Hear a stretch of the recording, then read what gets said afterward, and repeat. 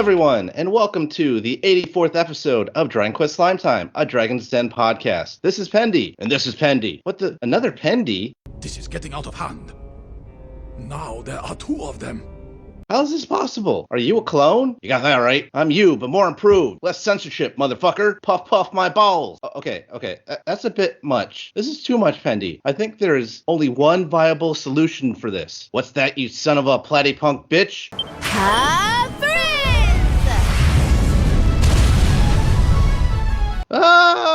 Oh, what a world. What a world.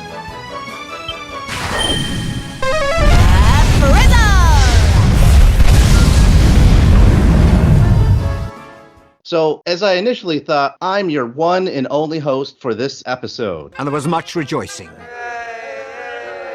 Today, we are going to reflect upon our experiences with the Dragon Quest Scan Battlers arcade game. I've had some experience with the game in Japanese. To add to the conversation, we are going to interview someone who has had experience with the Chinese and even English version of this arcade game. That's right, this game was in English in a couple of Southeast Asian countries. We'll also chat up his recent experience with Dragon Quest Island and Dragon Quest Tact. Please welcome Ugly Idiots.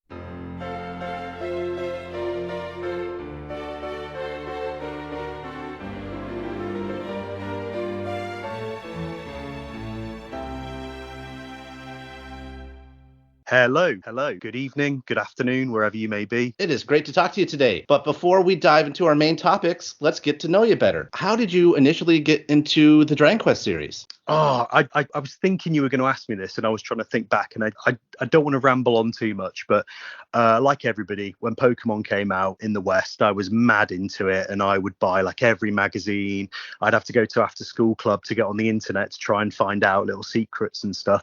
And I think in one magazine I saw Dragon Quest Monsters, and Dragon Warrior Monsters, sorry, as it was back then, and they said it was like Pokemon, and I got it. I begged my mum to get it for me, and I wasn't very good at it / didn't like it. So, I think I got the green dragon because I remember thinking, he looks really cool, or Dran or whatever he's called in it. But so I didn't get very far, and I think I probably traded it in. So Dragon Warrior Monsters was my first kind of foray into the world. But then many years later, I found Dragon Quest V for the DS in a charity shop for really, really cheap, or a thrift store for really, really cheap, and I started playing that, and that sucked me in, and that was it. Then I was under the spell. Nice, that's awesome. What's your favorite Dragon Quest mainline game? I think the easy answer is 11. But I think I'm good, and I was thinking that is my favorite. But the more I think about it, the more I think it's probably 5. Like the story and the kind of characters that you meet and things like that. That's definitely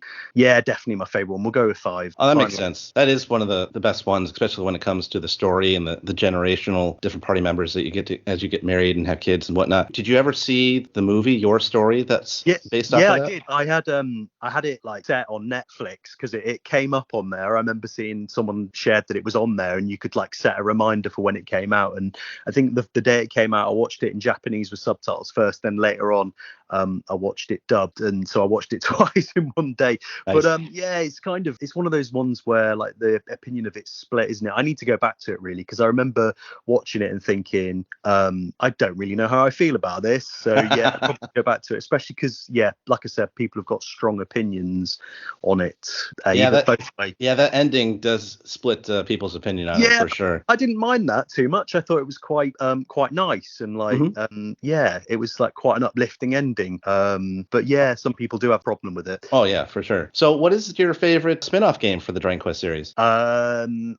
Do you know what? Because it's the most recent, and because I'm still kind of playing it, I'm probably going to go with Dragon Quest Monsters Dark Prince. Although I keep wanting to go back to treasures, and I think I need to get like 20 more treasures, and I keep thinking to go back to that. Yeah, but no, we'll go with Dark Prince because it's the most recent one, and it's the one I've probably put the most time into. That's cool. Yeah, I've put in a lot of time in that one too. I've been enjoying it despite it's amazing. Being away from the monster series for so long, but But yeah, it's been great. What is your favorite Dragon Quest monster? I think we'll go into it in a bit, but I really like onion slime.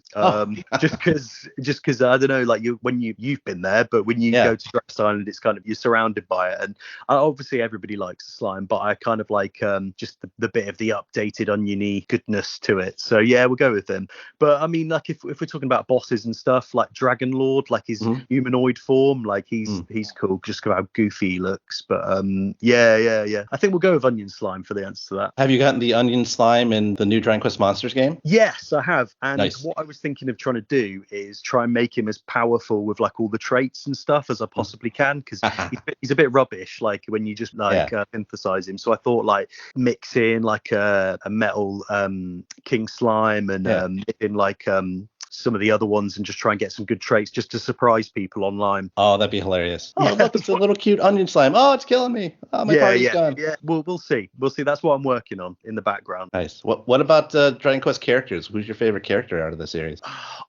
Everybody's got, like, I don't know, different kinds of favorites and things, but I think I'm gonna have to go with Erdrick from Dragon Quest 3, like the spiky hair, the armor, like everything about him, just the way he looks. I know he technically doesn't have a personality because he is you, but like I don't know, I think he's probably my favorite just because of the way he looks. I was thinking about like other characters, and I think with Dragon Quest 4 as well, like all the side characters in that are all brilliant. That's probably, I know I said Dragon Quest 5 earlier was my favorite one, but I think when it comes to like side characters you can play as, 4 probably is the best. Gotcha. Although I do like Rab, Hervey old Rab as well. I don't know, I probably should have given this a lot more thought what I was going to say, but different things are coming into my head. But no, we're going to go with Erdrick from Dragon Quest 3. Rab in his magazines, he just needs them for the stories. The articles. Brilliant. So what is your favorite Dragon Quest game mechanic, such as like casinos or job classes, monster collecting, arena fights, stuff like that?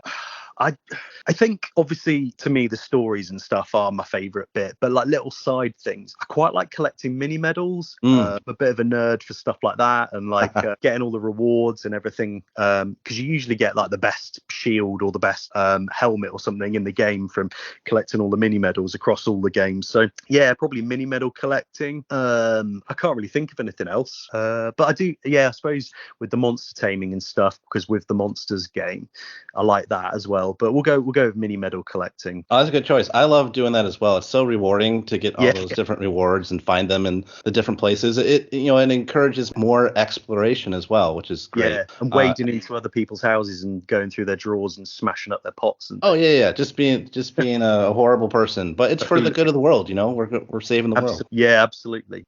Are there any previous Dragon Quest games that you haven't played yet that you would still like to play in the future? So I'm going to get a bit of flack from this. I hope that Reddit doesn't hear me say this, but I've tried to play 6 many times, and I can't get on with it. And I've got my save on my DS game at the moment. I'm the furthest I've ever got. I've just got Terry, and I've just fought the castle that comes alive. It's been a while since I've played it, but I don't want to restart the whole thing again because I've forgotten all the story. I need to get an update on it and keep on with it. But 6 is probably one that I need to go back to and give a proper go. It's probably my least favorite of the series. It's still amazing, don't get me wrong, but it's one I have real trouble with, and having to like switch between worlds and stuff, I find that needlessly complicated. I would hope that if there was like I'm gonna get abuse for saying these things, but I would hope that if they ever made, like, I know people talk about porting it over to the Switch and stuff, like I'd hope that if they did do that, they'd make it so you could switch between the two worlds a lot easier. I just feel like dropping through holes and stuff is needlessly complicated, and especially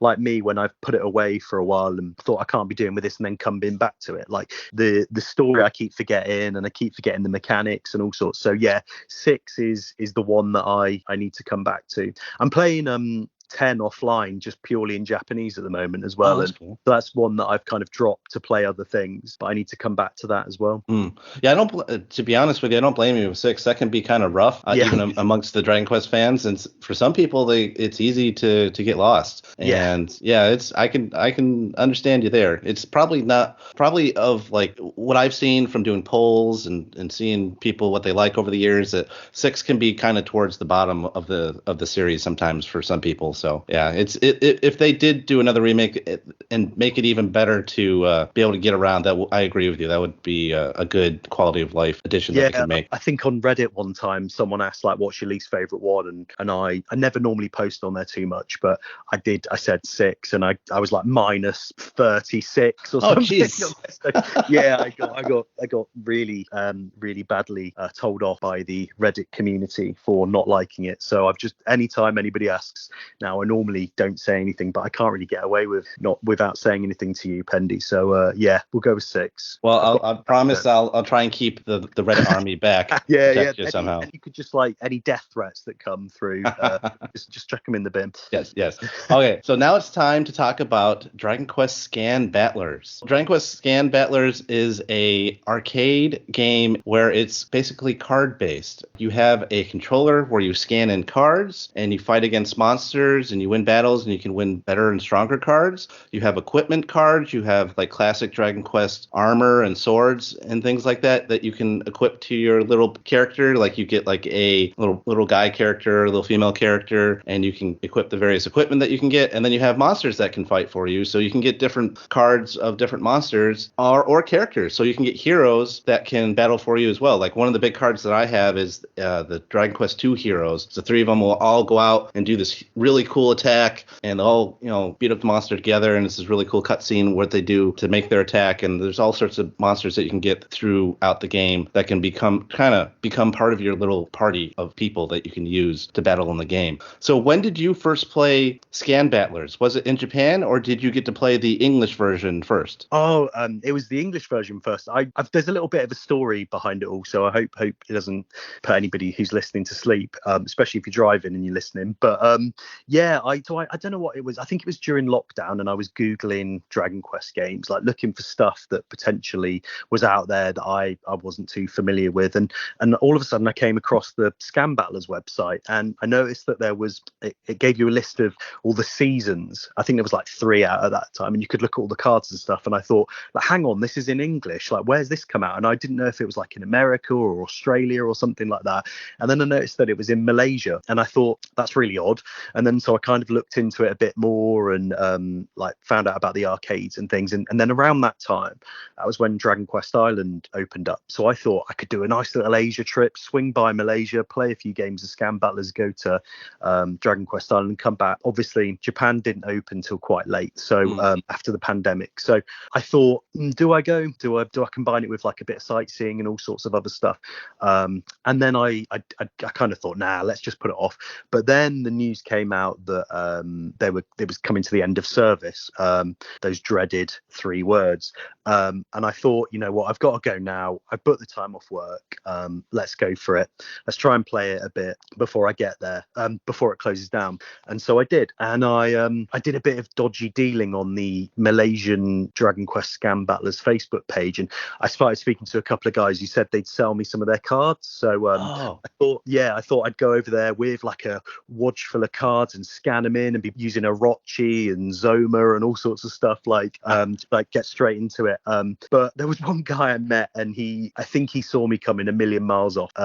And he sold me a few, and I paid quite a lot for it. It wasn't not like a fortune or anything, probably like, I don't know, I'm trying to think what it might be in dollars, $30, $40. But he had like a Mercenary or Purgatroid, as it's called in Dark Prince. And he had like a Orochi, and there was one called Twisted Tristian, who's like this skeleton monster, which I think is from Dragon Quest X. But I thought when he showed me some pictures of the ones he had, I was like, oh, that looks amazing. I'm going to go for that. So I bought them off him. It felt a bit dodgy meeting in a shopping centre behind a potted tree and like handing over money and getting a little box full of cards and stuff. But then I met another guy who like he seemed to be like really happy to talk to an English person, so he like did me a really good deal, and he gave me a load of Ultraman cards and stuff, which I think I've still got somewhere. But like nice. He did me a good deal, and then so like I managed to use all those ones to get quite far. But yeah, so the first time I played it, go back to your question, went on a bit of a tangent there, but yeah, first time I played it was in English. And like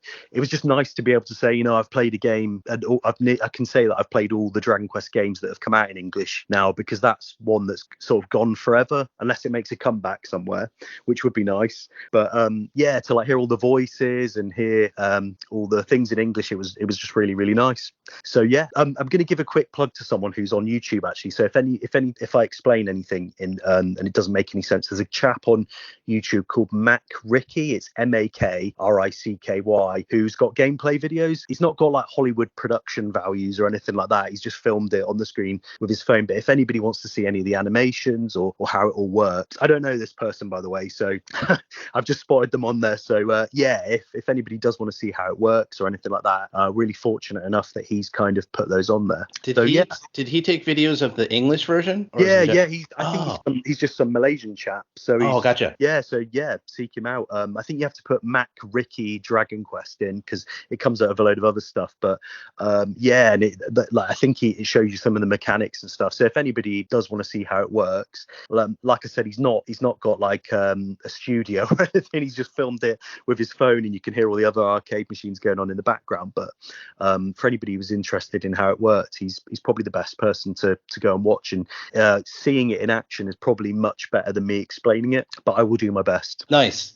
Yeah, I went to a trip to Japan. I think it was my first trip to Japan. Yeah. And me and my friend Liam got together, and we were doing all sorts of stuff in town that's Dragon Quest related. And we went to, I think it was a shopping center, and we found one of the Japanese arcade machines, and we just kind of stumbled our way through it and got like a few cards. I was like, oh, that's kind of cute. But then like the next time I went to Japan, I was like, you know what? I'm just going to do nothing but play this game and go to an arcade and just see what I can do. And so I got as many tokens as I could, went to an arcade, I found it, and then just sat down and played it for like, I don't know, an hour or 2 hours, something like that. Basically kind of maxed it out and got as many cards as I could. And it was a lot of fun. Like even if you don't know English, playing it in Japanese wasn't too hard either, because it's not a very complicated game. I think it's built for a younger audience, just to, collect the cards and have fun and whatnot. So it wasn't too bad. Kind of related to that. So how would you explain to someone how the game is played? So yeah, like every time you play, you get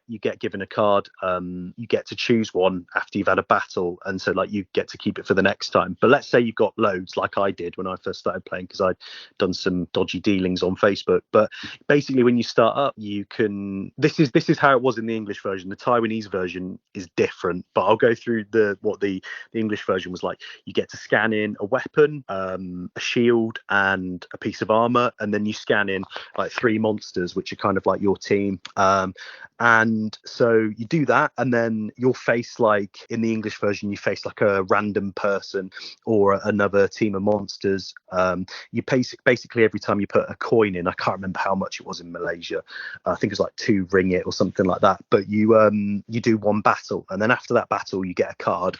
And yeah, so like after every turn, Pendy, you can tell me if you remember this any differently, because it's been over a year since I played the English version. But every turn, no matter, depending on how much damage you do, you get like, I think it's tension. It's like tension anyway, and it kind of levels up your moves. So I think that's right. Basic sword slash into like dragon slash or flame slash like that. And then so the more damage you do, the better your moves, and then hopefully you win. And if you win, you get a random roulette of cards, and you get to choose from 3. And if you're really lucky, you can get a giga rare one, or there's like I think it's ultra rare, and then there's just commons. And like obviously the rarer they are, the better the monster. So like you might get Zoma, but he's like giga rare, so there's a very rare chance of that. And then I think Orochi was not quite as rare as Zoma, but you could get him. And then commons, you might just get like a bronze sword, or like a slime, or just something basic really. But the more you play, the more luck you seem to get, and the better choice of monsters you can get, and you can put together a really good team. And I noticed that there's some websites out there with QR codes on. So I didn't do this because I think it took the fun out of it a little bit. But if you can just get the QR codes up on your phone and scan them, and pretty much get any monster you want. Okay. There's a tip for anybody who's listening. But the Taiwanese version, and Pendy, you can tell me if it was like this in the Japanese version, because the Taiwanese version was much later on. The English version ended in season 6. The Taiwanese version, when I played it, it seemed to be on the last series. So I think that's ending in Taiwan now. So I'm like the curse for Dragon Quest Scan Battles. Japan because it ends. But yeah, so that one you got a card which was like it saved your place. So every battle you did, you move further up like a ladder, and then you'd get to the end of like stage 1. By a certain point, you'd fight a boss, and then you'd go on to stage 2. And so you'd actually be progressing, which I really, really liked. But I found it really hard to understand because I don't know a single word of Chinese. Sorry, but yeah, so you'd progress up, and there seemed to be like loads more things available to you. I put it on my @DQSB a day Twitter account, which I'm going to plug. But I got like this really cool golden dragon, which was like a giga rare. It was a massive card, and basically I was like pressing the win button every time because it just breath attack which just wiped everything out. But yeah, like I would love to have seen like the English version and the Taiwanese version kind of combined to have that going on. But yeah, but the Taiwanese version, like I was seeing like characters from 11 and all sorts of stuff, whereas in the English version it had only gone up to season 6, so we'd only seen a few games really. But the cut, like you were saying before, the cut scenes of like when you scan your giga rare card in and you can use your like mega attack or whatever it is, but some of those are amazing. Like I know I've seen a gif on Twitter of all the heroes attacking, and that's from Scan Battlers, and that's from like one of the really, really rare cards. So yeah, those cutscenes are amazing, and I think it's a real shame that they're not preserved anywhere, because yeah, they just look so cool, those animations. You've seen them. Oh yeah. Yeah, because they even had it was interesting that they ported this game to the Wii at some point too. Oh yeah, with that weird controller that it's like a sword. Yeah, I just saw that controller for sale on eBay the other day. It was like $300-$400 USD. I was like, oh, that is expensive. Yeah, someone on Reddit's already bought it, and they've got the pictures in the pipeline. Guarantee it. There's people on there who managed to get some amazing stuff. So yeah, and they all seem to be very, very rich. Actually, that's one other thing. Someone, when I said I've made a Twitter account and I've gone to Malaysia and I've played this and here's pictures every day, someone told me that I must be really, really rich, which in actual fact is like it could not be more true. But yeah, so I just want to point that out before anybody comes to me asking to borrow a tenner or anything like that. I am not rich at all. I saved up for ages to do all this stuff. Nice. Yeah, I don't think there was the progression card when I played the game. They certainly do that now for the Dragon Quest Die arcade game. That's like the whole basis of how you play is you have an account, and you actually save all your cards to the account instead of having physical cards, I think. Well, you do have physical cards too, but you save all your progression and a lot of other stuff. I think like some of the secondary stuff like equipment to your card, and then you get physical character cards, but like everything else is saved to your account that you plug into the game when you play that. Yeah, I haven't actually talked to you about Crossblade, but I'll go off on a mini tangent now. I did actually play that when I went to Japan, and when I saw that it was like coming out, I made a point of trying to collect as many of the cards as I could, like from this side of the world. So I actually, luckily enough, had one of the like passport cards that you need. Oh, nice. So I went over to there. I was able to save my progress, and I had a few of the QR codes where I could get better equipment and things. So I have had a go on that one, and I'd love to be able to understand it, because the moving it around the board and everything, I didn't really understand. Yeah, that was interesting, because you moved your cards around the board, which would move your characters around the board in the fights. Yeah. And I got like a Halloween Hyuncle card as well, which I found on the internet, and like that was great. And I'd love to be able to know what was actually going on. But I tried to get some of the Christmas ones, and I just wasn't getting any luck, unfortunately. But yeah, that's one I'd love to see. I mean, arcades over in England are not anything too particularly good. I don't know about America, but it just made me think like I'm fast forwarding a little bit and talking about Japan, but the like Taito Station or something, the like 6-story arcade I went to. Yes, I was in absolute heaven, and I just thought like, why can't we have nice things like this where I'm from? But yeah, and that's something I've been thinking about a little bit, is like why can't we have arcades here? What needs to change? We're getting a bit deep here talking about culture and stuff, but like what needs to change over here for us to have lovely arcades like that with amazing things in the grabbers and all sorts of stuff like that? Oh, so many of those machines. Like they just have floor after floor of those in a lot of those arcades. Yeah, with weird, like I saw I'll be totally honest, I'm saying it's weird. I wanted to win it more than anything. A liquid metal slime mouse. I do have a laptop, but like it was a mouse as in like a computer mouse. I don't know if you've seen pictures of it. I've seen it online since I came back. I don't think so. Weird stuff like that. Like it's probably not even any good as a mouse, but it would be cool to say you've got it. But yeah, there was like all sorts of, because I'm not a big anime guy. I don't know a lot about it. I know Dai, and obviously I know like Dragon Ball and Naruto and stuff like that. But there was just like anime that I'd never even seen before, and you could get like a toilet seat cover with a woman's face on it, stuff like that. Yeah. These coin grabbing machines, and there were like gentlemen going mad to try and win them. But yeah, so yeah, if like, I just want to say, if anybody gets a chance to go to Japan, do it. I barely speak any Japanese, and I managed to navigate it all. So I've gone off topic a little bit, and we'll come back to it in a bit, I'm sure. But yeah, if you get the chance to do it, just go. No, I agree. My experience with it is the same, where I barely speak any Japanese. I know like a handful of phrases, and that's about it. And the country, at least as far as like the Tokyo and Osaka area is concerned, is very English friendly. So yeah, I went to Osaka, and I got along just fine. This little old man came along, showed me his English phrase book. He was trying to teach himself English, so he followed me around for a while. He was very helpful. But yeah, like everybody, if they can see you're struggling, but at least you're trying, then people from all over will want to help you. But yeah, go now. Yes. Drop everything and just go. Yes. So getting back to Scan Battlers, when it comes to that's fine. That's great stuff. Well, getting back to the game, what are some of your favorite equipment cards that you've gotten from the game? Whether you got it from that shady deal or through playing the game. Shady deals, but yeah, I think this is actually, I probably got this one from the last shady deal that I did. I met a guy in Burger King, and he said that if I bought him a meal, he'd give me a load of his cards. So he ended up giving me like a shoebox of cards. But in that was Erdrick's armor, like the sword. The Erdrick's sword is my favorite, like by a million miles. I try to get that in absolutely every game if I can get it.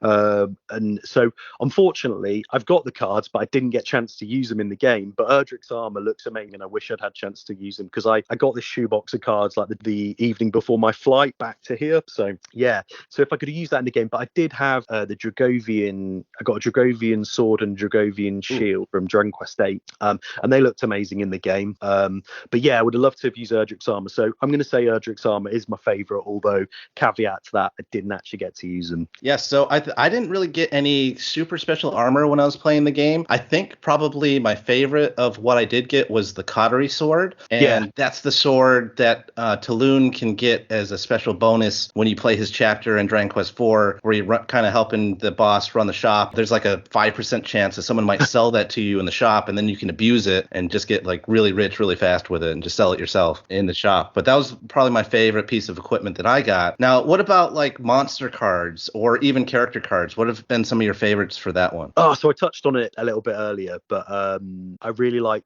I said, Twisted Tristian. I think that's what the voice in the game said, Twisted Tristian.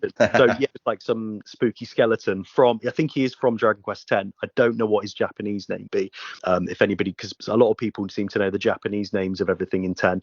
So I'm really sorry that I don't know that. But yeah, him, and then Orochi's cool just because I like him her from Dragon Quest 3. I got a Dual Magus one as well, and even though he's a horrible, nasty piece of work, he's quite nice to have under your control.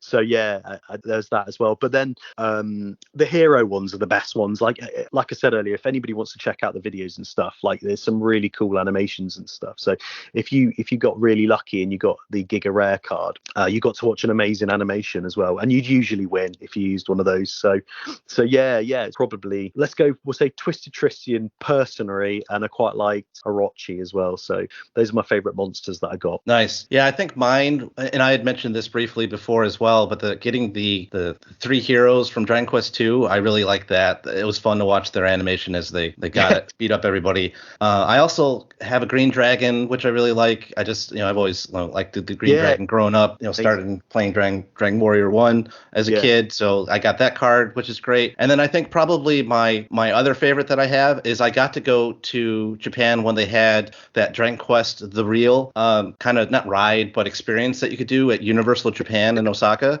and they gave you out cards when you went on the ride. So I have a special Universal Japan King Slime that you got from doing the experience. So I got that special King Slime card, and I thought that's one of my favorites as well. Did you ever get to use him in the game? I did, because I ended up going on the experience twice because I was like, I want to do this again. So I got two cards. So one I kept in the special packaging, and one I actually used. So that was fun to do. So for you, did you get to get any special edition cards from anywhere else, or did that come in any of the shoe boxes of cards that you got?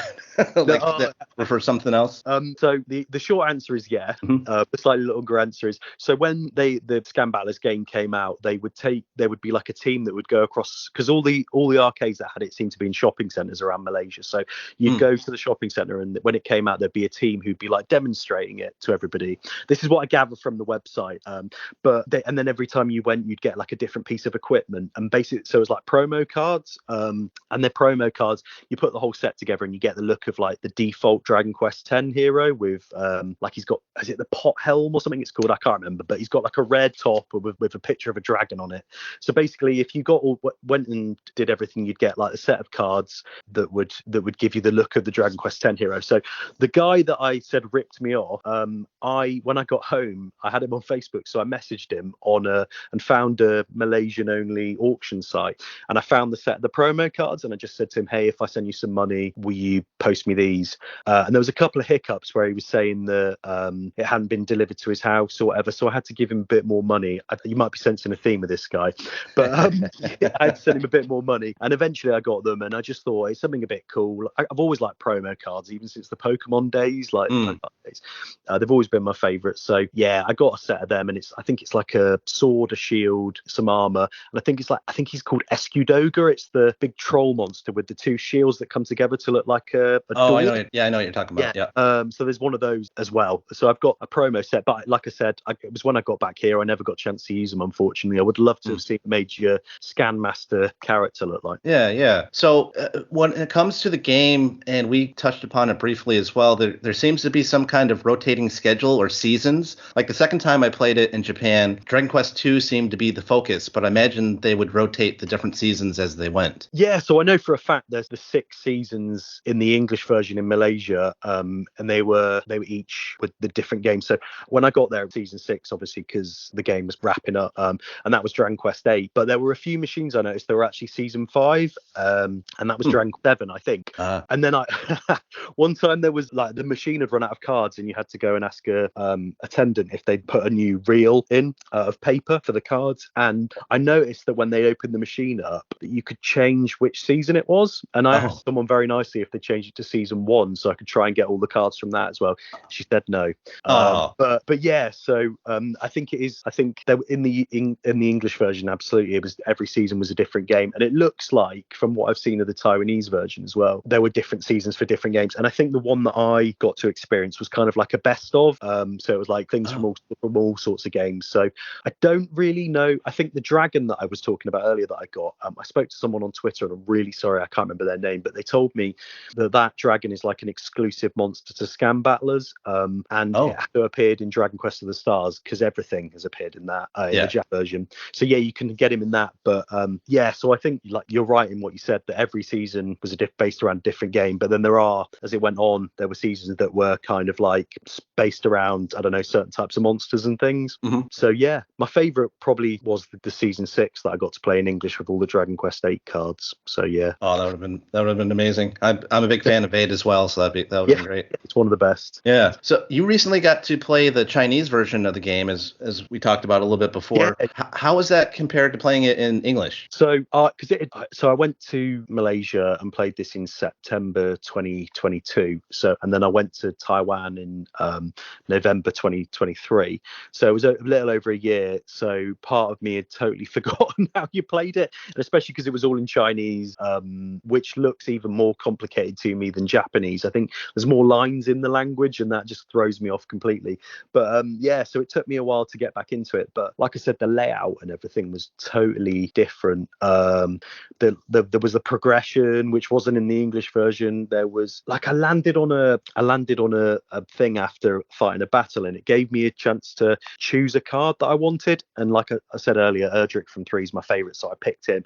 But there was like the option I could pick like so many. The internet will be crossing me because I didn't pick Jasper and Hendrik. Everybody seems to like those two. But yeah, I did think about that one. But no, I think it was just a case of you could get cards from previous series in it as well. So it was just like there just seemed to be like the version that I played in English but on steroids, because all the one of my favorite things about it is the illustrations on the cards, and that's one of the main reasons why I wanted to go over there and get some, because I really enjoyed all the pictures and that kind of thing. But some of the artwork on the Chinese version, and the Japanese version came before it.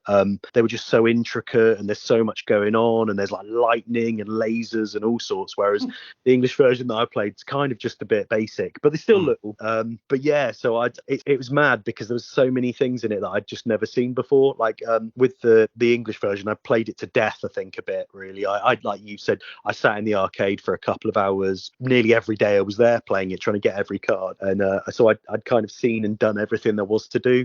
Whereas in this Taiwanese version, it was like a giant mystery to me, because there was so much going on. So I would have loved a bit. I was only in Taiwan for a couple of days. I would have loved to have been able to sit in an arcade for 8 hours one day and just play everything, but unfortunately time did not allow. No, that's understandable, but that's cool that you still got to experience that. Yeah, absolutely. I imagine that you got some pretty good cards that you hadn't gotten before out of that machine too. Yeah, I did. I keep meaning. I don't know if anybody listening to this knows, but I've got a Twitter account where I was intending to release pictures of the Scam Battlers cards that I got, one a day, and it's at DQSB a day. But I have a 2-year-old, I have a relationship, I have a full-time job, I'm at university as well, and so my passion project's kind of fallen to the wayside a little bit. But I did dig out my Chinese cards today, actually. So I am going to start taking pictures and uploading them again and trying to show them off, because I don't want, because obviously if the game's coming to an end, I don't want all the pictures and stuff to become lost media, I guess you could call them. Yeah. So I will scan what I've got in. I did promise, I've been taking pictures on my phone and uploading them, and they're not the best, but I did promise someone that I would start to scan them in. So when I get a bit more time, I'll scan them in properly so they're a bit better quality, and then people can take them and do what they want with the artwork and stuff, because yeah, some of the pictures look amazing. No, that's good. Yeah, because that artwork, like you said, is pretty damn good. So it'd be great to have that preserved for all time. That's what I thought. And what's when it comes to playing the game, what's your favorite part? I think this is going to make me sound like I've got a gambling addiction, but when at the end, when you find out of the 3 that you've got the choice of, like, that's really exciting. And there's like different animations. So like when you get a super rare, like a giga rare, whatever it's called, a massive rainbow shoots out the ground, and you think, yeah, I'm onto something here. But yeah, so I think it's probably just the anticipation of seeing what cards you're going to get, and I suppose that's the hook they use to get you in, keep playing it. But in terms of like the actual gameplay and stuff, I just really like the aesthetically how it looks, like with the way the animations move, and you see the characters do things that you don't get to see them do in their own games, if that makes sense. So like all the special moves and stuff, that kind of thing, and the way the monsters move. Because for me, the design of the monsters, the Toriyama designs, are like one of my favorite things about the series. So to see them in different poses and doing different things in game is really exciting, and it was really nice and exciting and new to me to know that not a lot of people from the West have played this. So I felt like I was kind of like an explorer exploring uncharted Dragon Quest lands when I was playing it. So yeah, I can't really I wish I could like paint a better picture of playing the game for everybody, but I think if people watch the YouTube videos from Matt Cricky, then hopefully they'll get a bit of an idea of what it was like. But just the whole presentation, I think, was really good. And I know it is essentially gambling because you're paying money to get something that might not necessarily happen, your Zoma card or whatever. But yeah, just the whole presentation as a whole. And you've seen the scan controller. That's a really hefty thing. It feels good to like scan things. So yeah, just the whole experience. So yeah, we'll go with that. Nice. I've answered everything about it instead of just one specific thing, but there you go. No, that's fine. Yeah, I think for me, just doing the battles and like you said, again, the anticipation of what card you might possibly get, it's really fun. So that's I like that it's got simple button presses for the different moves that you can do. So it's fun. It's not very complicated. Really enjoyed it myself as well with the limited experience I have with it. But do you have any negatives that you can think about the game, like something you thought it could do better? That it didn't come out near my house, so I could go. There you go. I agree.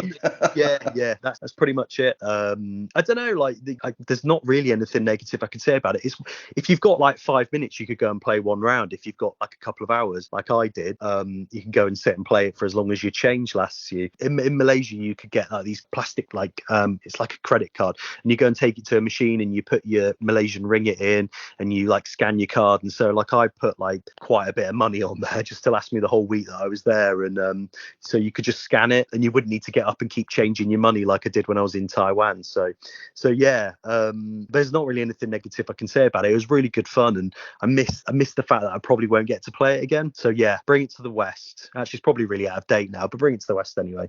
Yeah, that'd be great. I had so much fun playing that game, or even the die game, even though it's a little more complicated. Just either one of those would be amazing to have in the West somewhere. But so how would you summarize your kind of overall experience with the game? So I'm a bit of a nerd when it comes to collecting things. My mum takes the mickey out of me because like I used to collect all sorts of stuff as a kid, and even now like I can get really drawn into collecting things. So yeah, there's the collecting element, the card. I really like the just the presentation of the game, and just never really knowing how your battle's going to go. Although I don't think there's too much strategy to it. I think if you can get like a boss character or something, you can probably wipe the floor with most of the computer generated teams. And obviously, like I said before, there's always the chance that you could find a website with all the QR codes on it and stuff. But I think for me, I'm a bit of a Dragon Quest junkie. I wouldn't be talking to you about it if I wasn't. So like any new bit, hook it up, give it to me, because any new story, any new scenario, anything new in that world, like I'll take. So it was just amazing to see characters we know from their own games just in a bit of a weird scenario. So yeah, like I just like entering that world and experiencing new things in it. And now I can say that I've played a really obscure arcade game in English as well, and Chinese. That's amazing. I'm with you there.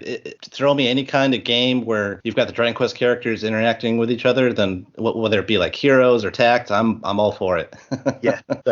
So not only have you been able to experience that game in a couple different ways, but you also recently got to visit Japan and see Dragon Quest Island. What did you think of that experience? I honestly can't put it into words.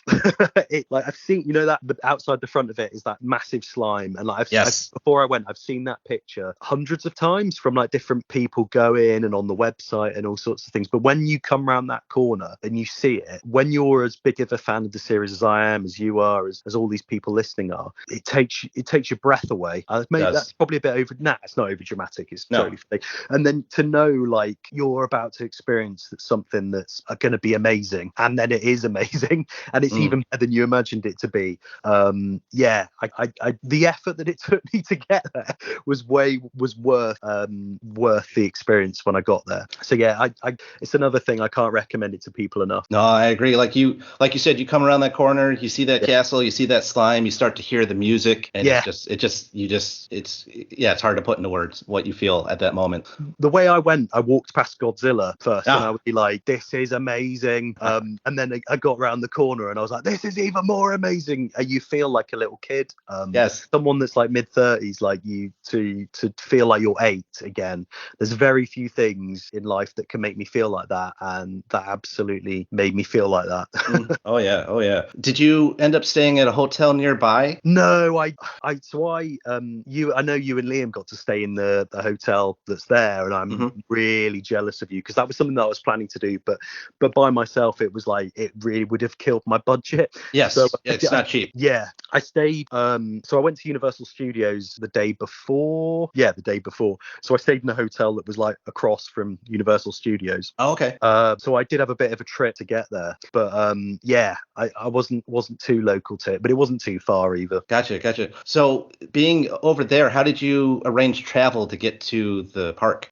So my I spoke to you and Liam before I went, and I tried to get a couple of hints from you, but you went a very different way to the way I went, and I asked around a few people, and so I kind of like came up with a plan in my head that I was going to go from luckily where I was staying is right next to a train station, so I went from where I was staying into Sakurajima was the tram stop where I was staying, and then I went into like Osaka, and then I went to somewhere called Akashi, and then I walked down and got a ferry from there to Awaji Island. Oh, you got the ferry? Yeah, that was amazing.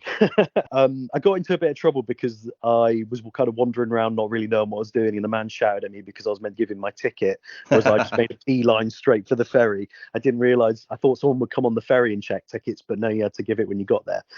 But the only negative that I can say is when I got to Awaji Island, like no one seemed to know what I was supposed to do, because like I'd read in leaflets, there's a bus with like Nijigen Nomori all over it, and it'll tell you where to go and stuff, and I just got a crotchety old Japanese man kind of like grunt at me and wave his finger and shake his head, and so in the end I just decided to walk, and my phone for whatever reason on my map told me the most round the houses way ever, and you can walk from the ferry terminal, probably take like 15 minutes, but the way that my phone took me, it was about an hour, and I ended up going like down this country lane, up this massive hill, all over the place. But I found like I don't know if you've experienced it as well, but I found a vending machine in the middle of nowhere, and I don't normally drink energy drinks, but it had a Godzilla energy drink in it, so I was like, yeah, I'll have this, that'll keep me going. And so eventually I managed to get there, and I set off really early. I think I left my hotel at like 6 a.m. and I'd booked in for 11, so eventually I got there. But so it was all the kerfuffle with the traveling and stuff was all worth it. But I do want to say that if anybody's planning to go there and they're worrying about how you get there and stuff, send me a tweet, send me a message on Twitter. I'll follow you, you can follow me back, and we'll message back and forth. I'm more than happy to help anybody, because it wasn't massively complicated, but thanks to you and Liam's hints, like, it kind of gave me somewhere to start from. So I'd love to do the same for everybody else, because I want as many people to experience it as possible. So yeah, message me and I'll give you some advice on how to do it. The ferry was good fun, so like if anybody can do that, do it. Yeah, that's fantastic. It can get a little bit confusing, because I remember I tried to go back again to do the Godzilla park, and I got confused on, like, I got the bus to the island, no problem, but then again, like with you, the tram to actually get to the park was confusing. Like, where is it? Where does it go? Where am I supposed to wait? And I ended up walking a little bit, and it was too late. The park had already closed down before I got a chance to do it. But yeah, you definitely do your research and try and ask around, and that's great that you're putting out that offer to help people. Yeah, because like, it's worth it. I want as many people to experience it as possible, and I think if people are like kind of umming and ahhing, like, oh, I could go, I've got enough money, I've got the time, I can get the time off work, but it's just too difficult to navigate. Like, it was so good, it was so amazing that I genuinely want as many people to experience it as possible. So if anybody's thinking, oh, I don't know how to do it, like, let me know and I'll see what I can do to help. So when you were there, did you grab any good merchandise from the store that they have connected to Dragon Quest Island? Yeah, I did. And I spent way too much money, and I really hope my girlfriend can't hear me now, because she'll be in serious trouble. I got an onion slime plush, because you've got to. We'll probably come on to this a bit later on, but there's like a side quest that you can pay a bit of extra money to have. And so I decided whilst I was there that I was going to start collecting the metallic monsters. So I got a metallic monster of Robbie the Rascal. It's the young Robin Hood. Yes, I've seen that before, pictures of it. Yeah, and I got an onion slime metallic monster. What else did I get? A couple of postcards and things. I sent one to Austin. So from Dragon Quest FM. Yeah, plug for him as well, because he's been a good friend to me. And what else did I get? A couple of t-shirts, but I don't understand Japanese clothing. No, yeah, that's dangerous. It's whopping, like massive on me, and they could fit two of me in, and then I'll buy the same size somewhere else, and it's like in tight. So I don't know. So I think I've got a couple of t-shirts that are too big, and I've got a couple of t-shirts that are too small, that are all large. So I don't really know how it works. But so I bought a couple of t-shirts there. I could have spent so much money there that I don't have. So it was dangerous. Yeah, I tried to go, because sizing is where a large there is actually much smaller than a large here in the West. Yeah. So I would go like 1 or 2 sizes larger than what I normally would go for when I ever got shirts over there. But yeah, it's dangerous to try and buy clothes over there if you can't try them out first, because you never know. Yeah, you've heard of the shop Loft there, haven't you? Yeah. They had a collaboration that I don't know if they still do with Dragon Quest, and so they had some of the t-shirts there. Is it Granif, I think it's called? They had so I bought a couple of t-shirts from Loft that were like a Granif collaboration. One's a picture of a slime made up of a load of little slimes, and I bought a Robin Hood t-shirt as well, because I thought that'd be cool to wear to Dragon Quest Island. But this Robin Hood t-shirt it's like a tent, and then the other one that I got exactly the same size is like in tight with everything on show, which for me, no one wants to see that. So even buying large, which I've had before and has fit me, this time I don't know whether it's just like different styles of t-shirts and stuff. This is a Dragon Quest podcast, and we're talking about the fit of t-shirts. But yeah, so yeah, that's another bit of advice for anybody going to Japan. Like, do your research about what size t-shirts fit you. Otherwise, you might have some wonky sizes coming back. Exactly.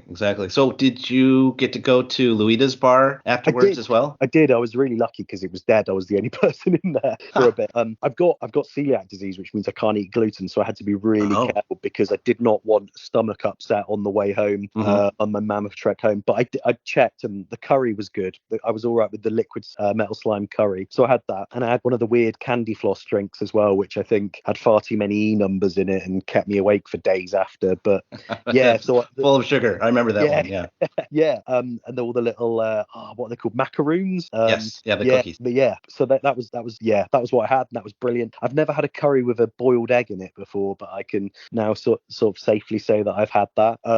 It was what if anybody sees a picture of it, it's what makes the lumps. It's like a mini boiled egg. I don't know what bird it would have come from, but yeah. So unfortunately, the other things, there was a couple of other things. It was like I think it was the burger or something was sold out. I really did want to try that, but no, that was sold out, and I can't really sit there with 3 meals, even though I really wanted to. But yeah, so the liquid metal slime curry was brilliant. Yeah, that's the only bad part about going to Luida's bar, whether it be there or in Tokyo. It's like, I want to buy everything, but you can't. You got to choose. You have to choose. Yeah, that was it for me. Yeah. So when you were actually navigating the park, you're doing your adventure, you're doing the different missions. Did you have any trouble navigating the park, or was it pretty self-explanatory? It's really straightforward. So I don't know if like they'll send the snipers after me or anything if I talk about the story too much. I don't want to give spoilers away for anybody because it's so fun not knowing what's coming next. But it is really it's really straightforward. And there's the Japanese people there that don't speak very good English. They have these little machines that they talk into, and it plays an English voice out. It was very strange, like some sort of technical. I don't know if you saw that when you were there. No, they actually had one of the people that were working there that could speak English. I think he was European something or other, maybe Spanish or something, but he could speak English too. Yeah. And so we talked to him once when we couldn't find a certain part of the park, we didn't know, like, hey, how do we get to this place? Yeah. And then the other time I was just trying to find where the bathroom was, and I spoke to another attendant, a lady in a wizard outfit, and she was like, I'm sorry, I don't speak English. So they didn't have that set up when I was there. Okay. No, the towards the end, I'm not going to give anything away, but there's a bit where you have to go into a building, big dark building. And yeah, the lady in there kind of like mumbled into this box, and then she showed it to me, and it said, you can't go any further if you carry on from this point. And I was like, yeah, I'm ready to finish it. So yeah, but there were a couple of things where there was a man dressed as a wizard, and he had like a roulette game, and you had to tweet hashtag Awaji Island or something, and you got to play the roulette. But because I was using Google Translate on my phone to like get him to tell me what I had to do, I just said yes, and I don't know what I said yes to, but I didn't win anything. So no, that's new as well. That was not there when we were there. Did you go when it was the Zoma story, or did you go when it was the Saro story? The Saro story. It just switched over to the Saro story when we got there. Yeah. So like I'm thinking, I'm really disappointed that I missed out on that Zoma story, because I would love to have known what like the difference is and everything. But if they change it, I think it was March they changed it. Yeah, it was around that time. Yes. So if they change it again in 2 months, it's going to make things really difficult for me, because I'm going to want to go again. It's not something you can just do one afternoon, decide, yeah, I'm just going to go pop over to Japan, go to Awaji Island, go to Dragon Quest Island, just play the game, come home. It's not, unfortunately, not as simple as that. But yeah, if they change the story, I'll be willing to go again. Oh yeah, me too. It's just such a great experience. Yeah. And that roulette thing, that was something that I hadn't seen when I was there before. So that's kind of related to my next question, where I was going to ask about like special experiences that you had. I know something else that's new to there, and I don't know if you got to do this too, is that you can actually sit down and they have these slimes that you can paint however you want. Did you get to do that, or did you see anything about that when you were there? Yeah, that was there. I saw that and I wanted to do it, but part of me thought, if I do that and put it in my suitcase, I'm going to end up with bits of broken pottery like on the other side. That was another thing like about the amount of merchandise and stuff I could buy. I had to be really careful with my suitcase space and my weight and stuff, because I didn't want to go too much over. And the problem with the metallic monsters is they're quite heavy, so I was really wary about like how many things I bought. But no, I did want to do that. The chap there could speak really good English actually, and he was trying to talk to me about football, or soccer as you'd call it. And because I know nothing about it, like I'm like a cast out from England because I know nothing about football. But he was trying to talk to me about it, and I was just like, oh yeah, Arsenal, Man United and stuff. And he was like, yes, and he was trying to like talk to me about Japanese players and things, and I was just like, I haven't got a clue. But he was that man that was near the pottery as well. They did this thing where you could, when you entered, you got a lottery ticket, and it was a chance to like spin a wheel, and a ball would drop out the bottom, and depending on what color you'd get, you'd win a prize. And because I did the like deluxe experience with the side story and stuff, I got 2 tickets. So the first time I didn't win anything. The second time I won a rubbery onion slime key ring, which I've got still in its wrapper, because it's like one of my favorite things that I got got from there. But like one of the other things you could win was like 10% off in the shop, which with the amount of money that I spent in the shop, that 10% would have been worth more to me than a keyring. So I'm a bit gutted that I didn't win that. So yeah, there was like other things like a free pack to come back and all sorts of other things. I think that was just like a couple of week-long promotion that they were doing. Oh, okay. That's really cool because having like 10% off in the shop is something that you could win in some of the Dragon Quest games where they had Tumblr. So that was funny. Yeah, I think that's what it's based on. Mm-hmm. So yeah, because yeah, it is based on that. I didn't think about that, Pendy. So good shout. You've made me realize something that I hadn't really given much thought to. But yeah, it was that because you get the different color balls, don't you? And it gives you like first prize, second prize, third prize. Yeah. So yeah, it was that. I hadn't even thought of that. So at least someone's on the ball. So you had mentioned that you did do that, and I did the bonus mission as well. But you did do the Robin Hood bonus mission, doing the deluxe deal. Yeah, if going all that way, you've got to make the most of the experience. And I don't know if you got like the Zenithian shield bag. I did. Yeah, and the little Robbie the Rascal medallion in the envelope. Mm-hmm. Yeah, I found that again today. Like I've been going through stuff and I forgot all about that. I'll probably take a picture of that and stick it on Twitter or something because I think other people enjoy that. But yeah, the Zenithian shield bag is massive. It is. That's under the bed at the moment because I don't really know what else I can do with it. It's not something I can take to work or anything like that because people are just going to look at you like you're nuts. So yeah, I saw when I was there, I saw someone with the Erdrick shield version that you could get from before, and I was really jealous because that one looked really, really good. Mm-hmm. So yeah, so if anybody else goes over there, buy the most expensive ticket, get everything, you get loads of stuff. Yes, definitely. At least do the side mission with Robin Hood because that gives you more gameplay to your story, and it's a really fun story as well without going into spoilers. But it's a lot of fun. I was really careful then because I thought, I'm going to tell them about this, but no, I'm not going to say anything. It's just funny. It's a bit lighthearted. Yeah. Oh yeah. Did you have any trouble defeating any of the bosses? Were you able to win like the major points of the story when you went through those? So I want to be really careful what I say because I knew nothing about. I didn't know there was battles or anything like that in it. I thought it was all just so to see that there was battles. I won't give any of the mechanics or anything of it away. But no, I didn't, and I was lucky because I went again like in the part that you can do it. There's like you can have up to like 4 groups of people. Yeah, exactly. But all the other groups were just kids. So at the end of it you get your score and it tells you like if you came first and stuff. And I was first and I wanted to be like, yeah, in your face. I did better than you. But I thought probably best that I don't because I don't want to be banned from Dragon Quest Island. But yeah, I didn't have any trouble with it. But I can see that people might do because it could be quite tricky, especially if you're stressed. But yeah, no, I didn't. But it was good fun. It was a nice little change of pace. Oh, for sure. What would you say your favorite part of the park was when you were there? Everything. is that a cop-out answer? No, just I don't know, like the buildings and everything, and just like Robin Hood's pants on a washing line, like yes, and just like having to hunt. So like you have to look for mini medals. That's not really giving anything away, I don't think, to anybody. But you have to look for mini medals, and there's like treasure chests, and when you go, you get like a band.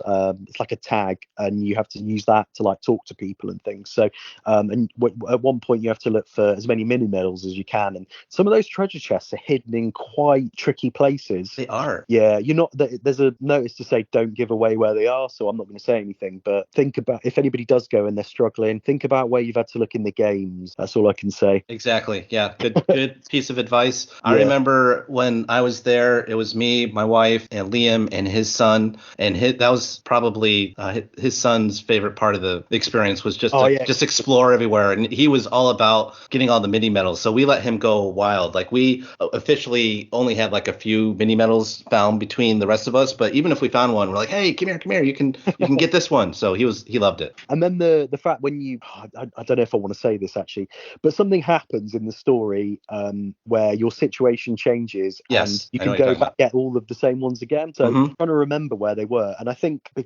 I thought it must be to try and stop there being like gridlock. You can get like certain monsters are guiding certain treasure chests, or there's certain monster pictures on them, and you are allocated like a certain monster. Does this make sense to you, Pendy? Like yeah, because you had the certain groups that you would go for, before. Yeah. And that what we figured out is that like different people would have different symbols assigned to them, so that it would make the park flow better. So we weren't all going for the same thing. And then it'll give you a different experience when you came back. Like you may be going to a different group of treasure chests the next time. Yeah, that's it. So like I forgot which monster I was, and then I had to like try and remember where all the ones that I'd had before were to get them all back again. So yeah, no, I can't. I hopefully people that are listening can tell, but I can't get over how great it was. And I can't believe it's nearly 2 months since I was there, because it will live on in my mind as a fantastic experience, and I'm gonna have to figure out how to go again. I'm can't with wait you there. till my little girl's old enough, because I think hopefully if she can see how much I love it, I can take her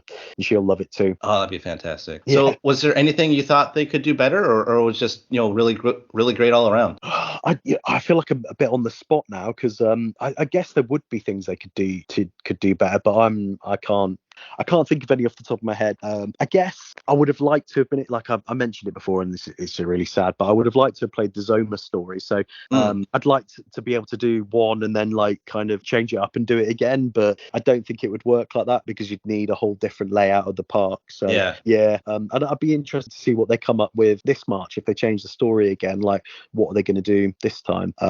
So yeah, no, I have no negatives on it whatsoever. It's just me being greedy and wanting more time with it. Like I think I was there like deliberately going really slowly just to make the most of it, make it take as long as possible. So yeah, just more was all I can ask for. I just want more of it. No, I agree. So any advice that you could give anyone that might be thinking of going there besides what we've already touched upon? Leave with plenty of time. Don't expect, if you get to a Wadji port, don't expect anybody to be helpful. Keep an eye, this is like totally unrelated, but keep an eye out for insects, because I saw some massive ones there. So if you've got a phobia of them, maybe don't keep an eye out for them. But these massive praying mantises, which I just thought was so cool. And like when I've got back, people have asked me for pictures and stuff, and all I've got is pictures of me at Dragon Quest Island and I'm praying mantises and a big spider that I saw. So yeah, if you've got a phobia of bugs, maybe just focus on what you're doing. But apart from that, no, I just if you need any help with it, like I said before, come and ask me and I'll do my best to help you. But I think just set off with plenty of time, because luckily I did, and that meant that I had the time to walk and go on my massive detour through a load of fields and pathways and stuff. But just be ready to enjoy yourself, because it is absolutely phenomenal. Nice. So switching gears a little bit, we're going to go into talking about Dragon Quest Tact, because both of us have been playing that game. Sadly, we recently found out that Tact is going to close service at the end of February. You mentioned you were a regular with this game. When did you first start playing Tact? So I started playing it on the day it came out. I remember pre-registering for it, because they said, you can get a free king slime if you pre-register. And so I was like, yes, but I think I'd like been keeping track of it since it came out in Japan. And then I remember on it was like Silicon Era or some other website, they said like, oh, Square Enix have trademarked it in the West. And I didn't want to put up too much hope, because I thought we've already got Dragon Quest of the Stars, they're not going to give us 2 games. And then it got announced. So yeah, I've played it since day one, and I've logged in every day, at least to log in and get the login gifts every day since it's come out, which I'm quite proud of. It's a bit sad, but I'm proud of it. No, I'm the same way. I'm day one player as well. Every day gone in at least and done the dailies. Nothing wrong with that. Any favorite monster or character that you've gotten from the game? So I mentioned him a bit before, but like the Dragon Lord, he's not fantastic anymore, but I just like his Kafriz that he had. I remember when I first started playing it, I was really lucky and I got him. He was like, when the first event happened, I got him, and he was like one of the first S ranks I had, and I used him quite a lot. And even now, like if I can make him fit a situation where I need him, I quite like taking him out and using him. I've got him up to rank 9 just because he was one of the first ones that I got up to rank 9 actually, because his favorite. But yeah, like I'm trying to think of more recent ones. The Mindini Hunter is really good. I love the character builder that we could use to like choose the moves and choose the perks and stuff with that one. So yeah, we'll go with Dragon Lord and Mindini Hunter. Good choices. Yeah, Dragon Lord, not so much useful anymore, but he was for a very long time. And then they got his Blossom, where you could make your their older character stronger mechanic, and they blossomed him, and it wasn't too bad, and made him useful again. But yeah, that's cool. That's cool. And the Mendini Hunter is just hilarious. Yeah. Combining the robot with Mendini, that was great. So what did you think of the story part of the game? That's probably my favorite bit. I know you've had your complaints, but I feel like the translation and stuff and everything's got a bit sloppy recently, which is why I wasn't massively surprised about End of Service.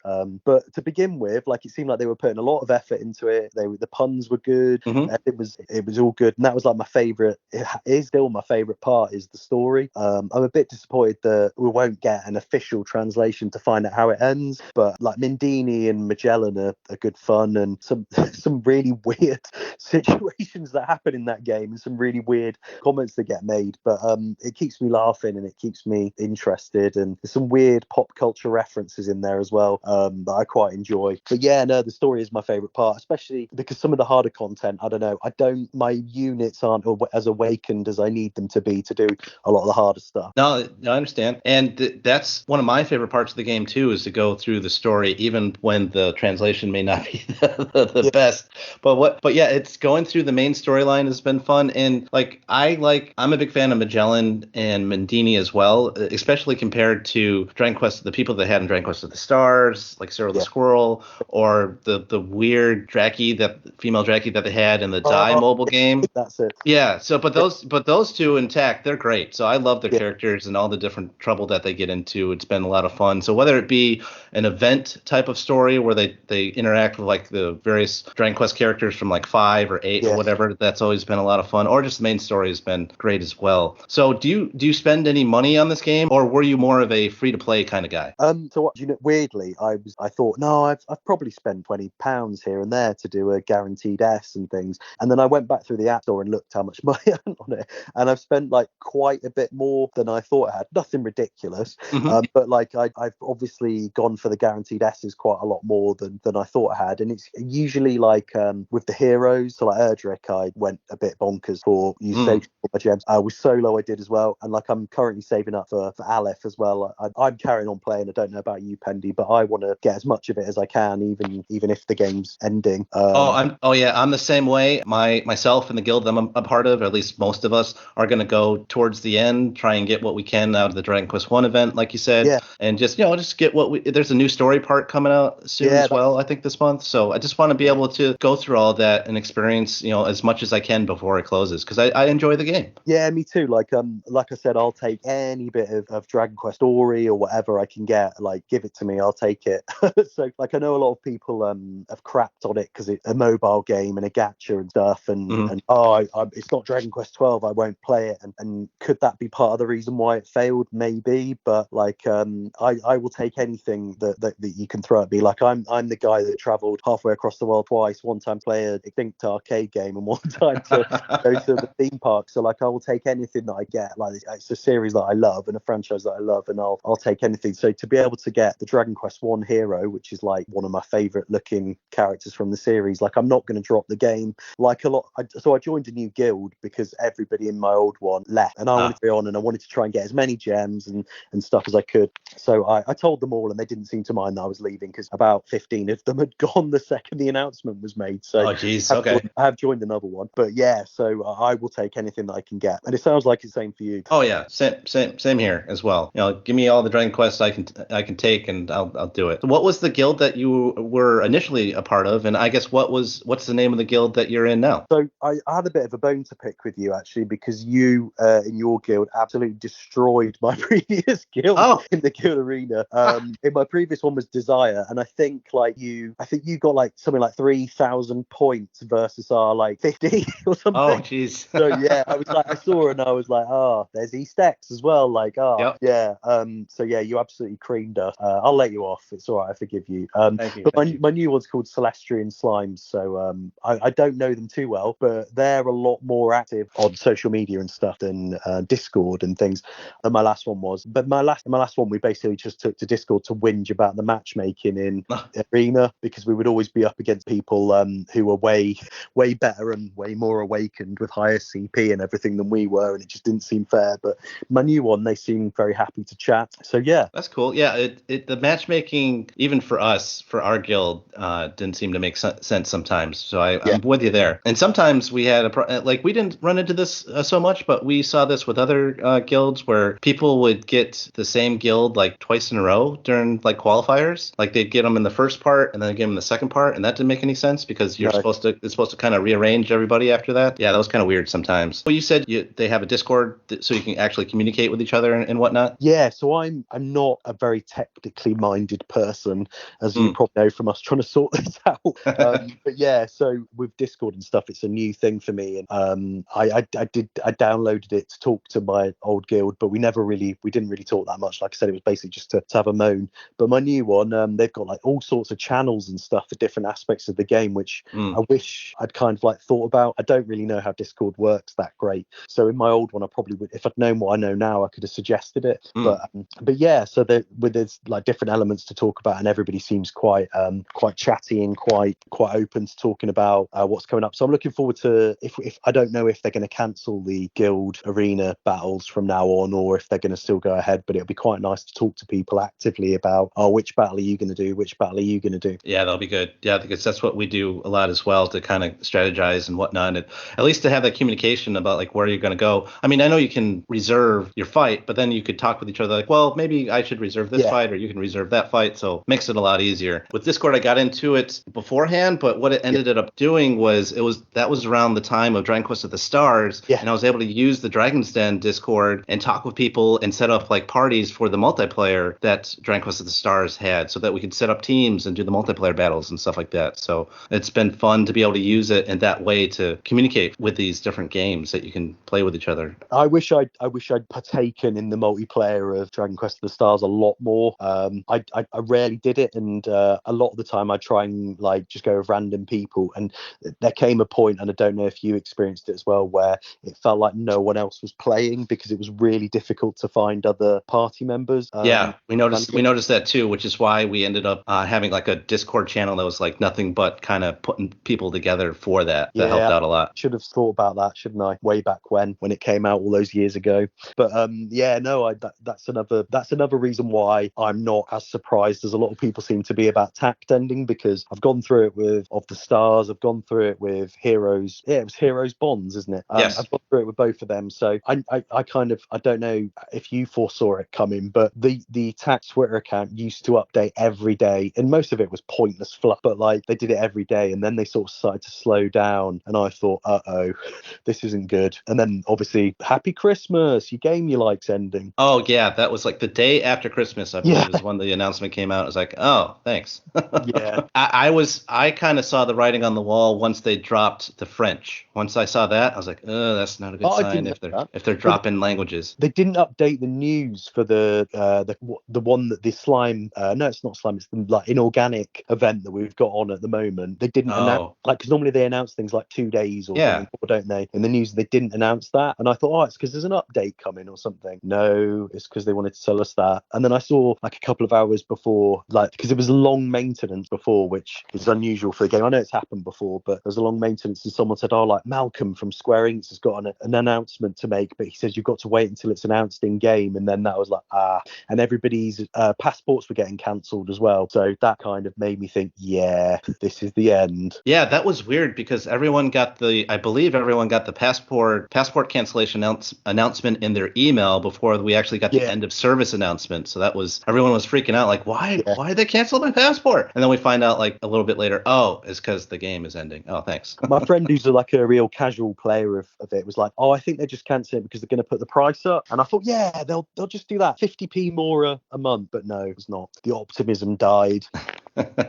We're just you and I are just gluttons for punishment. We've had 3 Dragon Quest gotchas that have not lasted a whole. Well, Tact kind of lasted. Yeah, like Tact will have like 3 years. That's not too bad. But it's still going on in Japan and not here, so that's sad. So I'm not gonna go. I know a lot of people are gonna start playing the Japanese version, but I can't. I don't know. I feel like this is my chance to have a clean break from mobile games now. So that's what I'm gonna do until they announce the next one, and then I'll be like jumping straight on it. I'm the same because I'm not looking to do any other gotcha games. But if No. they do come out with another Dragon Quest one, like if Walk or Keshi Keshi came here, I'm like, yeah, I'll do that. Walk is the dream. Mm. I've got like Brave Exvius, Final Fantasy Brave Exvius, and the Nier version, Nier Reincarnation, I think it is, and War of the Visions, because they had Dragon Quest collaborations. So yes. when the Japanese version announced that they were going to do collaborations, I would log in every day on the English version just so I could save up enough lapis, I think it's called in the Final Fantasy ones, just so that I could go mad with the draws and try and get all the characters. So because there's no Dragon Quest event going on in them now, I'm not going to play any mobile game after February 29th. There you go.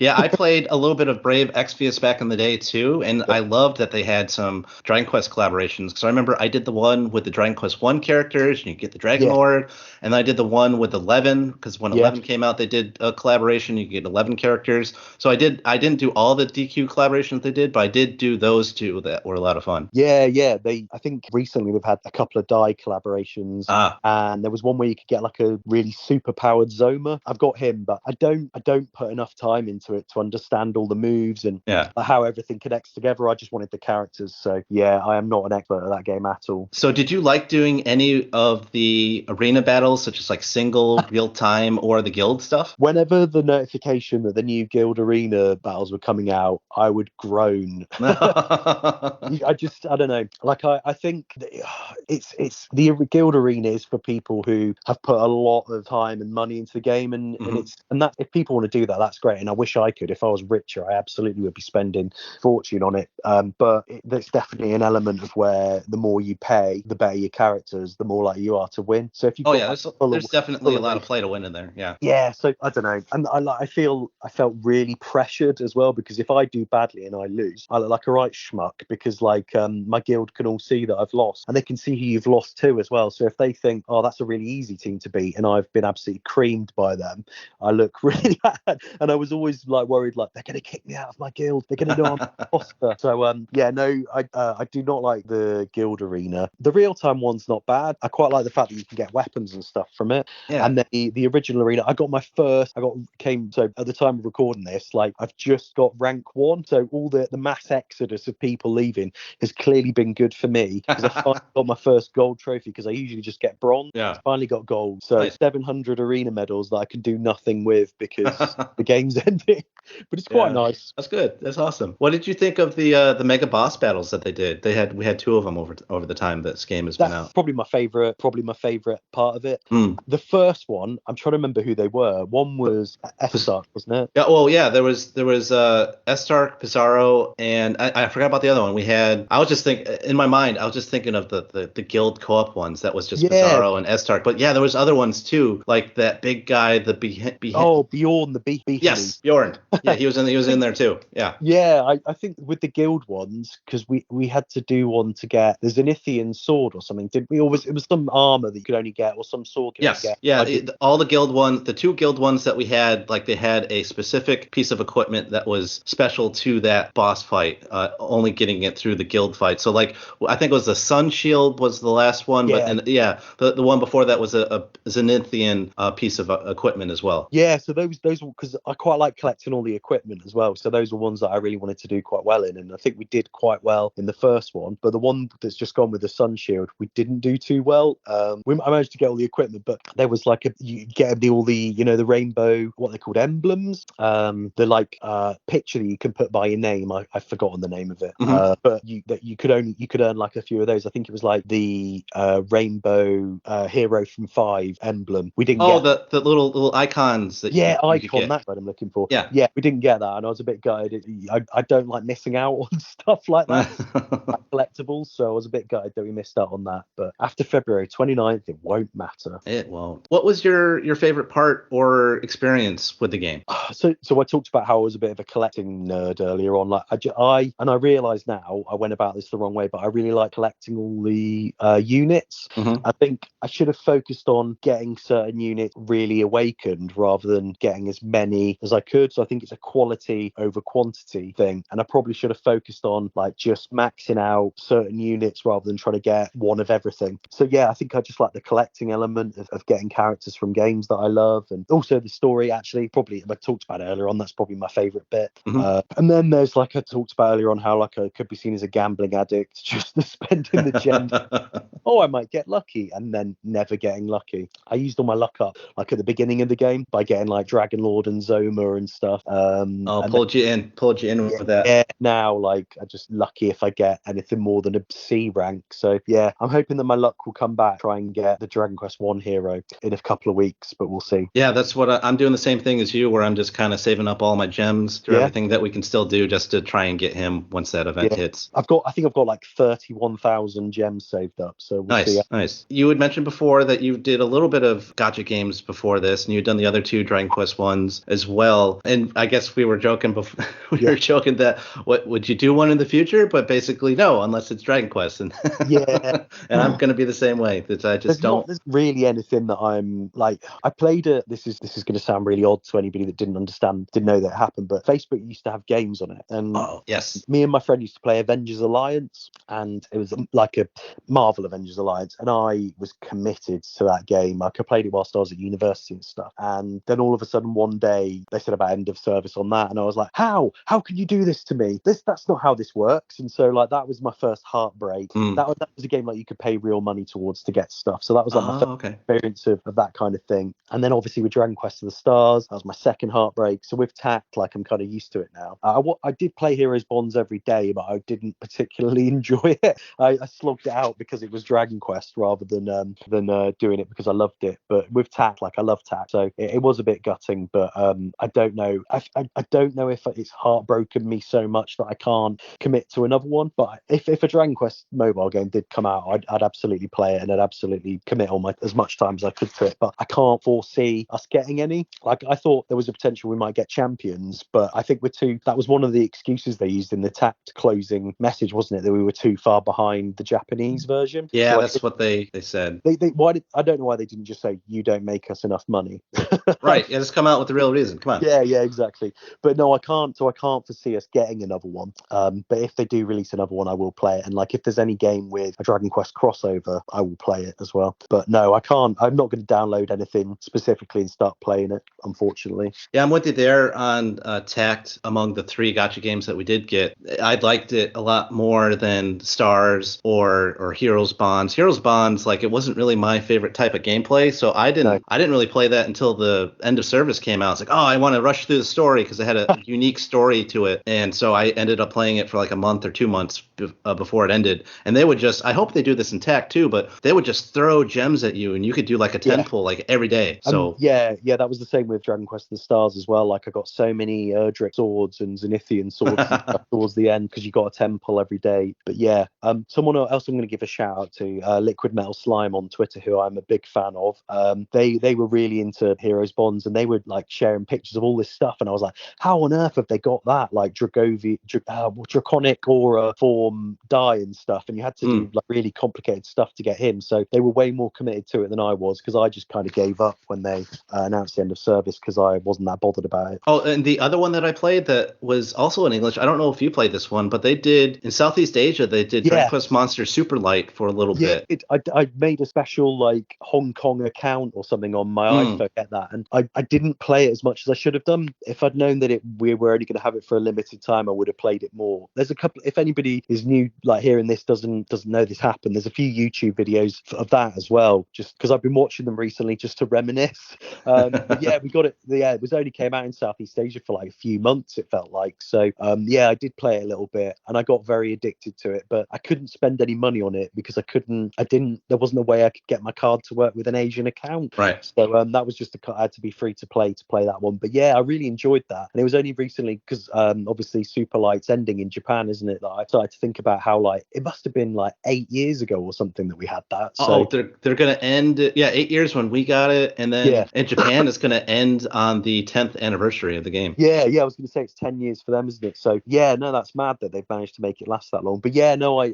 did play it, but I don't really remember a lot about it because it was 8 years ago or something. So I remember I started playing the English version of Super Light on the day that I got an import copy of Rocket Slime, because that never came in Europe. So I bought it away. So I got that, and I started playing both of them the same day. That's just a weird little memory I've got. Nice. What do you think, as far as Tact goes, what do you think they could have done better? I was going to ask you this. Do you want to go first?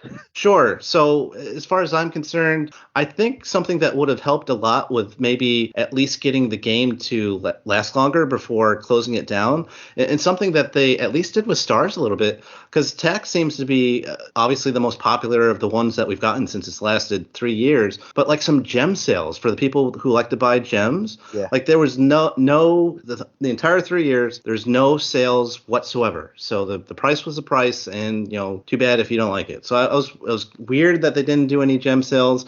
I think they could have done more with social media, had more interaction between us and Malcolm, and maybe some more events and things like that. That's something that in particular I thought they could have done better in terms of trying to maybe have the life of the game be longer based off of getting people to spend money on it. And I just think that maybe have some specials on trying to get some characters or monsters.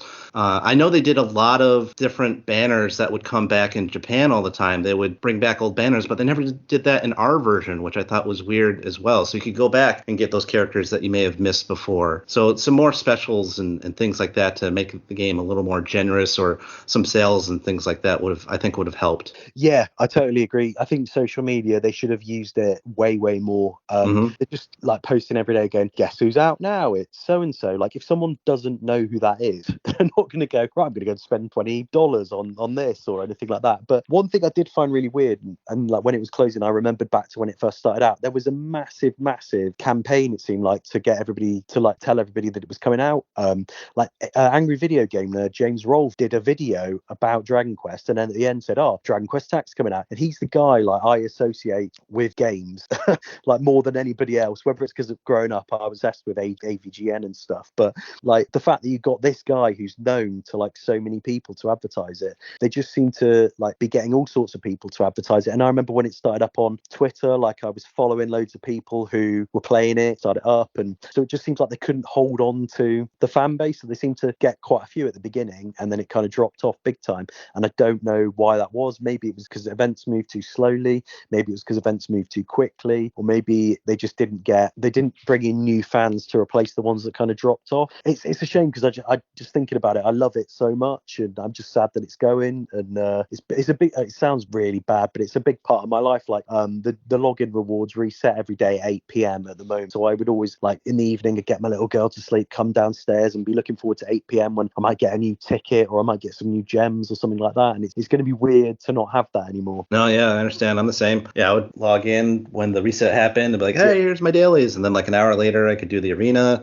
Yeah. And it was fun to look forward to that. Yeah, it was. Yeah. No, I so to answer your question, I don't really know. You gave a much better answer than I could, but the gem sales. That's a really good point. I forgot about the fact they did those of the stars. Like, it would have been, and especially like on Black Friday and stuff. I don't feel like they didn't play up to those sales enough. And it's almost like because they were following the Japanese pattern, we were always months behind whatever they were doing, and it's almost like we couldn't have anything that Japan didn't have 3 months prior. So and also this is a good place for me to slot in. I'm glad we missed out on that Lawson killing machine as well. Oh, I know. And then like to add insult to injury, they put it in the Monsterpedia or whatever they call that, the little encyclopedia or bestiary. Yeah. No, and then like because when I would get stuck on battles, I would look up video strategies and stuff, and they helped me a lot. And there was quite a few I saw where it's like, you need the Lawson killing machine to do this, and I was like, well, I can't then.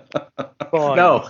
Yeah, I wanted that so bad. I was like, that looks so cool, but nope, not for us. So how would you summarize your overall experience playing Tact? A roller coaster of emotions, the highest of highs and the lowest of lows. Sometimes like they know how to make like when you achieve something feel fantastic, and then when when it pops up in your guild that everybody's getting this new character they want, and you're not getting it, and you're the only person that doesn't have it. The newest Anne Lucia, probably for me, I finally managed to get one copy of her, but everybody else was like maxing her out, and so I hate her because I hate coming up against her in the guild arena and stuff. But so basically they know how to make you feel good, but they know how to make you feel really bad as well. But I love the story, and that's probably the biggest disappointment for me, is that we're not going to get an officially translated version of how the story ends, because I just love the characters. Yeah. A couple of side questions before we get into a little special treat here for some of our new guests. But I forgot to ask you in the very beginning, how did you end up with the handle Ugly Idiot? Oh yeah. So right, I about 10-15 years ago, I started working in a school for naughty boys. So I was like just a teaching assistant. It's like school for boys who were like and girls who were excluded from mainstream school. And one of the warnings I got before I went in there was they might say some really nasty things about you. They might bring your mum into it. They might say, and then this little boy, like I was trying to help him with his work, and he was like, "Why do I have to listen to you, you ugly idiot?" I was expecting to be called all sorts of names, and I got called that. And a couple of days after, I started playing the Final Fantasy 14 beta. And so I picked your name for your character, first name, surname. So I just called myself Ugly Idiot because I remembered what that kid called me, and so it stuck. And I just quite like it because no one else ever uses it. So yeah, that's fantastic. I also forgot to ask you, when you went to Dragon Quest Island, did you end up doing any of the other parks that were out there, like the Godzilla park or the Naruto park or anything like that? I didn't. Next time I go, there will be a next time. I will go on that Godzilla zip wire. Yeah. I never really knew much about Shin-chan, Crayon Shin-chan. All I know is he just used. There was, I think it was on a little bit over here, but I just remember he used to show his bum all the time. Yeah, that was part of his. Yeah. Okay, that's not me imagining things, but I don't know enough about it, and I don't know enough about like Demon Slayer, and I don't know enough about Naruto and stuff to be that interested in them. They have Demon Slayer out there now too? Yeah, there was like it was only a pop-up one, so it was only there for a bit. But the music was cool. I've never heard the music before, but I like that because it was everywhere. So no, I don't know enough about any of them. One thing I was going to mention actually is I went to see Godzilla -1 in the cinema over there because I thought, I'm in Japan, you've got to go and watch a Godzilla film, and so it was quite nice to be able to say that I've done that. And then but if I'd seen that before going to Nijigen no Mori, I would have gone on the zip wire then, because after seeing that I was like, yeah, I love Godzilla now. But yeah, so next time I will go on that zip wire next time I go. That's my goal as well, since I tried to do that and failed. So now we're going to do a special game that we do sometimes with new guests. We're going to do the game of Marry, Thwack, Puff, Puff. So we're going to have 3 characters that I'm going to throw at you that are related to our discussions from today, and you have to decide, are you going to marry them, are you going to get a puff puff from them, or are you going to thwack them? So first choice is going to be Pizarro, specifically from Dragon Quest Island, is going to be your first choice. Your second choice is going to be the dragon control stick from Scan Battlers, that wieldy thing that you had to scan the cards in with. And then your third choice is going to be Mindini from Tact. Oh, wow. I'm really on the spot here. Okay, so I feel like Pizarro would protect me, and he would go and kill every single human in the world for me if that's what I want. So that sounds like the kind of guy that you want to get on the right side of, so I'd probably marry him.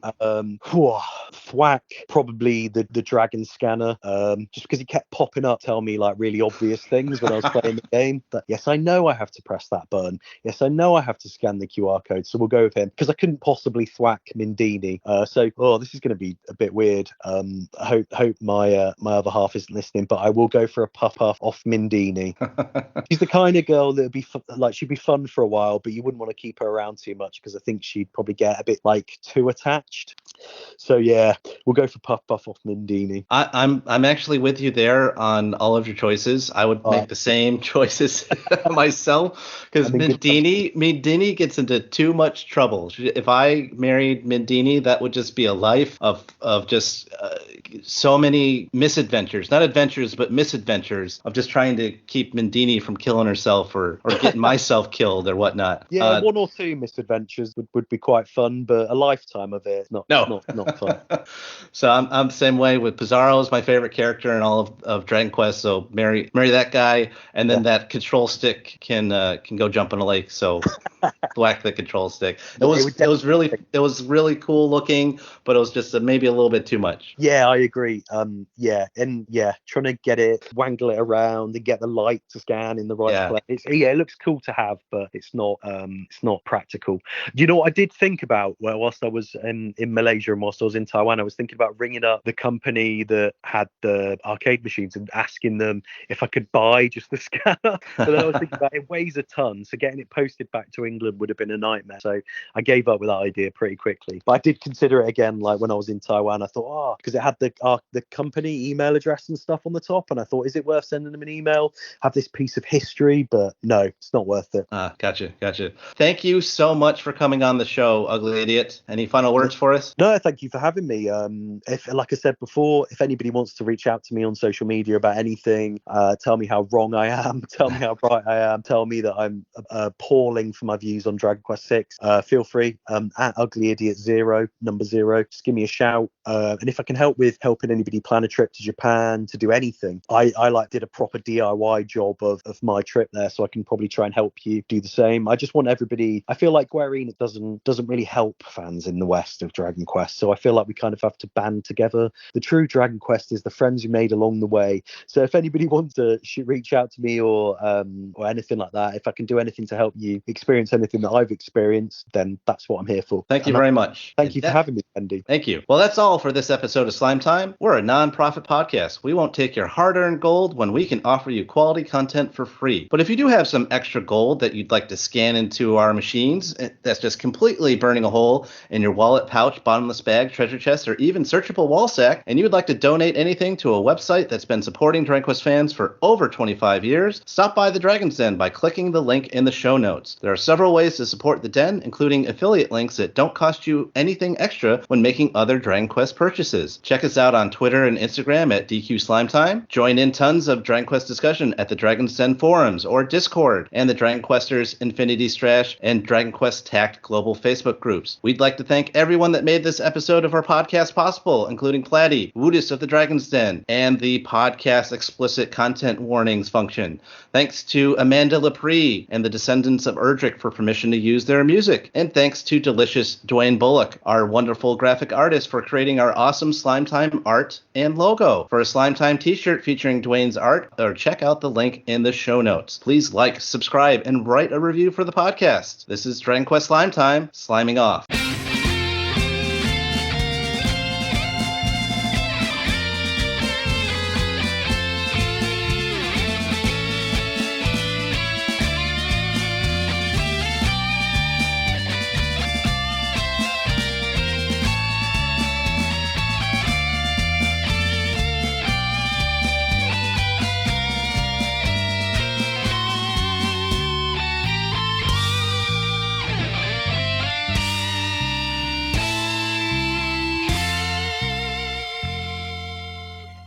This is Gertrude for Slime Time, reminding you all that you must complete your adventure.